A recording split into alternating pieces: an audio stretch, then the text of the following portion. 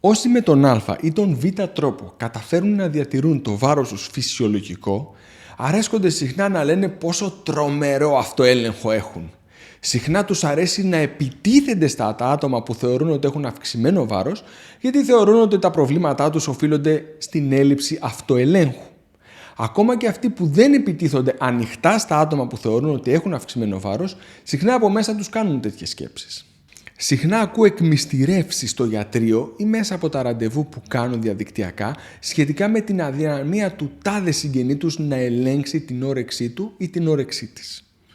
Είναι όμως τόσο δυνατός αυτός ο αυτοέλεγχος? Είναι δυνατότερος από τα πατατάκια? Οι ερευνητές προσπάθησαν να απαντήσουν αυτό το ερώτημα στείνοντας μια έξυπνη μελέτη. Τα θύματα της μελέτης ήταν για άλλη μια φορά φοιτητές πανεπιστημίου. Τους ζήτησαν να συμμετέχουν σε μια μελέτη που θα συσχέτιζε την προσωπικότητα με τη γεύση. Φυσικά ο σκοπός δεν ήταν αυτός. Ο σκοπός ήταν να εξετάσουν αν τα άτομα που έχουν πολύ αυτοέλεγχο αντιστέκονται στα πατατάκια.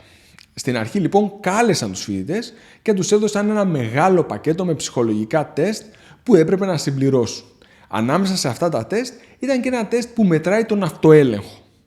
Μετά από μερικές μέρες ξανακάλεσαν τους ίδιους φοιτητές στο εργαστήριο για να δοκιμάσουν τα πατατάκια και να συμπληρώσουν κάτι φόρμες σχετικά με τη γεύση που έχουν. Οι φόρμες φυσικά ήταν παραπλανητικές, γιατί το μόνο που ενδιέφερε τους ερευνητές ήταν πόσα πατατάκια θα έτρωγαν οι φοιτητές και αν αυτό με κάποιο τρόπο σχετίζεται με την ικανότητα αυτοελέγχου που είχαν αναφέρει προηγουμένως. Έτσι λοιπόν άφησαν τον κάθε φοιτητή μόνο του για 8 λεπτά με ένα σακουλάκι με 90 γραμμάρια πατατάκια. Για να καταλάβεις τη γεύση από τα πατατάκια αρκεί να φας 1, 2, 3 το πολύ. Όταν επέστρεψαν οι ερευνητές, έπαιρναν το σακουλάκι με τα υπόλοιπα πατατάκια και ζύγιζαν πόσα είχαν περισσέψει. Στη συνέχεια προσπάθησαν να δουν αν πράγματι τα άτομα με μεγάλο αυτοέλεγχο έφαγαν λιγότερα πατατάκια. Δεν συνέβη κάτι τέτοιο.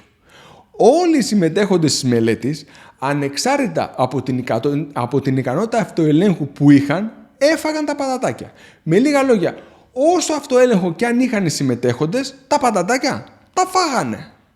Μην βασιστείτε στον αυτοέλεγχο για να μην ξαναφάτε πατατάκια, σουβλάκια, πίτσες και όλες αυτές τις άλλες σκουπιδοτροφές. Πρέπει να βρείτε άλλη στρατηγική ή καλύτερα άλλες στρατηγικές. Ευχαριστώ πολύ.